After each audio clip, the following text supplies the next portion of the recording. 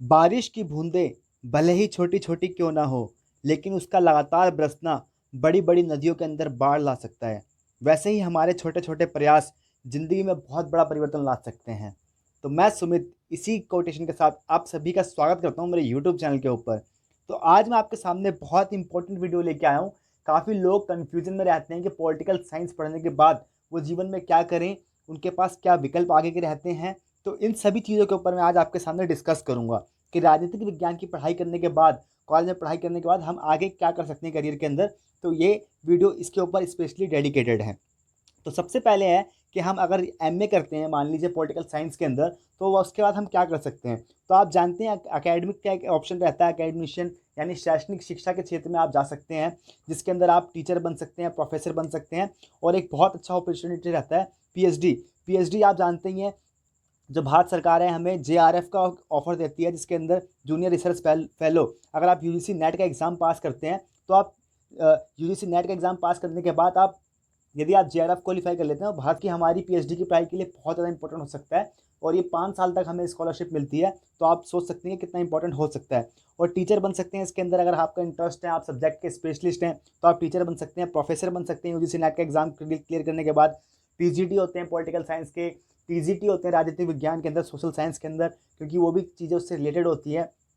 तो इसके अंदर ये चीज़ें हम कर सकते हैं। पहला तो ये था। और आपने देखा होगा कि कई यूपीएससी टॉपर होते हैं, उनका यूपीएससी टॉपर जो होते हैं उनका ऑप्शनल सब्जेक्ट राजनीतिक विज्ञान होता है। जैसे टीना डावी थी, उनका मैडम का यूपीएससी का जो कोर सब्जेक्ट था यानी ऑप्शनल सब्जेक्ट था वो पॉलिटिकल साइंस था। उनकी पकड़ बहुत अच्छी थी इसके ऊपर। पॉलिटी एक सब्जेक्ट होता है जिसके अंदर आप देखते हैं कि हर हर एग्जाम के अंदर, जितने भी जनरल कंपटीशन के एग्जाम होते हैं, पॉलिटी से रिलेटेड क्वेश्चन आते ही हैं। तो पॉलिटी के ऊपर आपकी बहुत अच्छी पकड़ हो सकती है अगर आप राजनीतिक विज्ञान कर लेते हैं तो। और यूपीएससी में भी बहुत सहायक होता है ये। जितने भी विभिन्न कंपटीशन के एग्जाम होते हैं उसके अंदर पॉलिटी आती ही है। तो पॉलिटी का पेपर आपके लिए बहुत इंपॉर्टेंट हो सकता है। संविधान के आप विशेषज्ञ बन सकते हैं, संविधान की आप जानकारी जान सकते हैं कि संविधान का आर्टिकल कौन सा क्या कहता है, हमारे क्या फंडामेंटल राइट्स हैं, हमारी क्या फंडामेंटल ड्यूटीज़ हैं, और हमारे कर्तव्य क्या हैं समाज के लिए।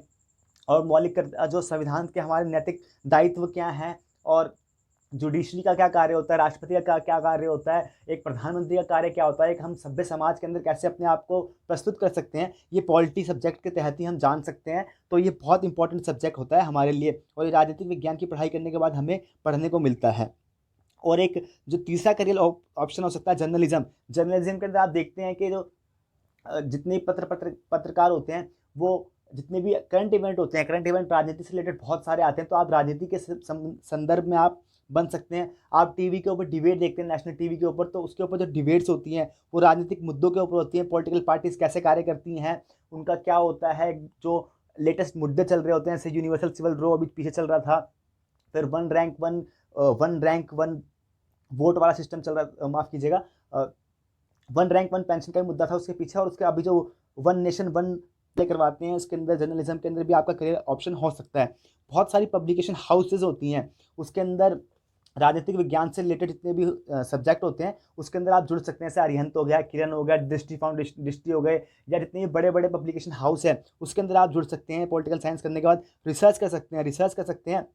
रिसर्चर आप बनते हैं पीएचडी करने के बाद, रिसर्च कर सकते हैं इसके अंदर, पॉलिटिकल साइंस के अंदर। पॉलिटिकल पार्टी को सलाह देते हैं। कई पॉलिटिकल पार्टी हायर करती है लोगों को जो पॉलिटिक्स के अंदर उनको सलाह दें कि हमारी पार्टी किस तरीके से लोगों के लिए कार्य करें और किस तरीके जनता के हित के लिए कार्य करें। तो पॉलिटिकल पार्टी को सलाह देना भी इसके अंदर शामिल होता है। राजनीतिक विज्ञान के अंदर ही आप इसके अंदर जानते हैं, क्योंकि आप देश विदेश के राजनीतिक विज्ञान के अंदर आप पढ़ते हैं। देश और विदेश के जो कॉम्परेटिव पॉलिटिक्स एनालिटिक्स होती है उसके अंदर आप अपने देश का तो राजनीतिक प्रणाली पढ़ते हैं, साथ में विदेश की भी राजनीतिक प्रणाली को भी पढ़ते हैं। तो आपकी वृहद समझ हो जाती है। तो आप पॉलिटिकल पार्टीज को भी इसके तहत सलाह दे सकते हैं कि आप ऐसा कार्य कीजिए, आपकी पार्टी के लिए ये चीज़ सही रहेगा। चंदा आता है उनका, उनकी पार्टी को कैसे मैनेज करना है। तो पॉलिटिकल जो राजनीतिक लोग होते हैं, राजनीतिक जो पढ़ाई करते हैं, उनसे रिलेटेड ही वो लोग होते हैं। और पॉलिटिकल साइंस पढ़ने के बाद आप व्यक्ति जितनी भी पॉलिटिकल थिंकर्स होता है उनका तो विशेषज्ञ हो जाता है, इंटरनेशनल रिलेशन के बारे में जानकार हो जाता है, पब्लिक एडमिनिस्ट्रेशन के बारे में जानकार हो जाता है। तो ये चीज़ें बहुत ज़्यादा हमारे लिए इंपॉर्टेंट करती है लाइफ के अंदर। और जो पॉलिटिकल साइंस पढ़ने का जो एक मुख्य विशेषताएं हैं जिस पे हम ज़्यादा ध्यान नहीं देते हैं, पॉलिटिकल साइंस कहीं ना कहीं हमारी क्रिटिकल एनालिटिक जो क्रिटिकल थिंकिंग होती है इसको हमारे बढ़ाता है, और एक समालोचनात्मक चिंतन की हमें बढ़ाता है। क्रिएटिव नॉलेज हमें प्रदान करता है। तो ये चीज़ें भी बहुत इंपॉर्टेंट है जो पॉलिटिकल साइंस हमें प्रदान करता है।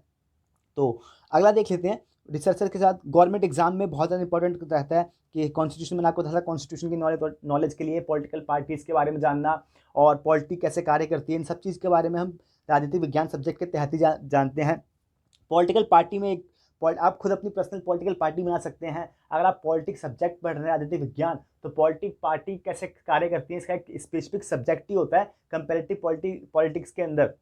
तो पॉलिटिकल पार्टी कैसे कार्य करती हैं, यही नहीं, आप भारत की पॉलिटिकल पार्टी कैसे कार्य करती हैं, विदेश में कैसे कार्य करती हैं, कॉकस ब्रांच जैसे अमेरिका के अंदर होता है उसके अंदर हम जान सकते हैं कॉकस क्या होता है, ब्रांच क्या होती है उनकी, सेल क्या होता है, मिन्यूशिया क्या होता है, सब चीज़ें हम जान सकते हैं कि कैसे कैसे विश्व के अंदर कार्य कर रही हैं, विश्व के अंदर कैसे प्रणालियां हैं, संसदीय प्रणालियां या रेजिडेंशियल फॉर्म है या सेमी गवर्नमेंट है। तो ये चीज़ें भी हम जान सकते हैं पॉलिटिकल साइंस सब्जेक्ट पढ़ने के बाद। तो पॉलिटिकल पार्टी बना सकते हैं, आप पॉलिटिक्स के अंदर भी भाग ले सकते हैं और एमपी एमएलए तो बन ही सकते हैं, निगम पार्षद का चुनाव लड़ सकते हैं, पंचायत का चुनाव लड़ सकते हैं। और आप लड़ेंगे तो आप अगर पॉलिटिक्स पढ़ के जाएंगे तो आपकी समझ अच्छी होगी और आप अच्छी तरीके से इस चीज़ों को कर सकते हैं आगे।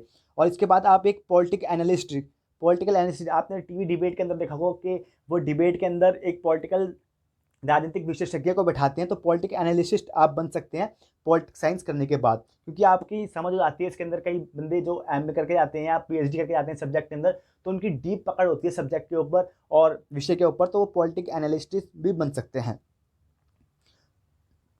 अगला है कैंपेन ऑर्गेनाइजर या पब्लिक एडमिनिस्ट्रेशन। जब पब्लिक एडमिनिस्ट्रेशन सब्जेक्ट पढ़ते हैं, ये भी पॉलिटिकल साइंस के अंदर ही आता है सब्जेक्ट।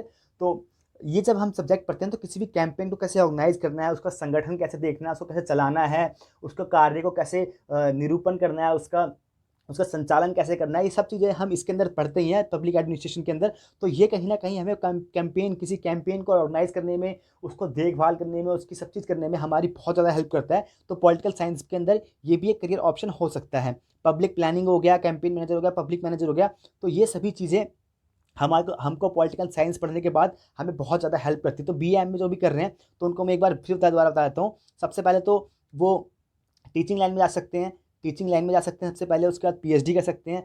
तो ये तो एक लाइन हो ही गया। दूसरा हमारा जर्नलिज्म हो गया, जर्नलिज्म के अंदर जा सकते हैं। तीसरा पब्लिकेशन हाउस से जुड़ सकते हैं, विभिन्न जैसे अरिहंत हो गया, किरण हो गया, जितने दृष्टि हो गया, अलग अलग जो जितने भी बड़े पब्लिकेशन हाउस है उनसे जुड़ सकते हैं। रिसर्च कर सकते हैं, रिसर्च कर सकते हैं। चौथा किसी भी मुद्दे के ऊपर, और पॉलिटिकल पार्टी को सलाह दे सकते हैं। सलाह देने का कार्य भी आजकल बहुत चल रहा है। तो 5 तो ये हो गए।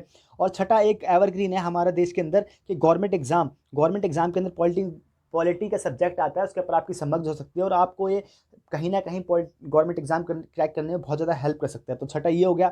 अपनी पॉलिटिकल पार्टी बना सकते हैं, अपना कैरियर इसके ऊपर सेट कर सकते हैं और लोगों का करियर भी बना सकते हैं। आप पॉलिटिकल साइंस पढ़ने के बाद ये नहीं कि अपना खुद ही करियर बनाए, आप लोगों का करियर भी बना सकते हैं पॉलिटिकल पार्टी बनाकर, और देश का भी करियर बना सकते हैं, आप देश का फ्यूचर भी बना सकते हैं इसके तहत। तो 7वां पॉलिटिकल पार्टीज हो गया, 8वां पॉलिटिकल एनालिस्ट हो गया, 9वां कैंपेन मैनेजर हो गया, और 10वां कैंपेन मैनेजर और पब्लिक प्लानिंग का जो विशेषज्ञ होते हैं तो वो भी आप बन सकते हैं। तो आपने देखा ये छोटी सी वीडियो के अंदर मैंने प्रयास किया है 10 तरीके से आपको एमए या बीए पॉलिटिकल साइंस करने में क्या फ़ायदे हो सकते हैं और किस किस चीज़ के अंदर आप अपना विकल्प, अपना कैरियर बना सकते हैं।